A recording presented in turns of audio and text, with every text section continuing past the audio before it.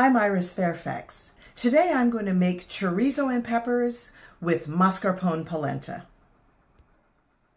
In a cast iron skillet, saute 12 ounces of sliced chorizo until brown. Remove the meat and reserve the excess oil in case you need it later. Saute about 3 or 4 large sliced shallots in the chorizo oil until slightly translucent. Now for the bell peppers, which I will add from the strongest tasting to the mildest tasting, leaving a minute's interval in between to develop all of the flavors. Saute until softened. This is a good time to season with salt and pepper because the salt will allow the juices to release.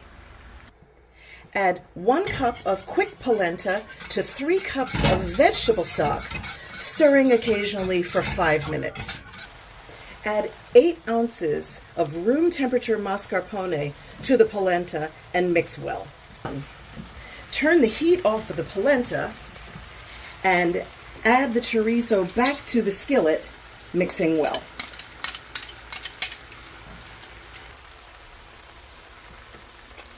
Add salt and pepper to taste, and soon we'll be ready to plate. So there you have it. Chorizo and peppers over mascarpone polenta.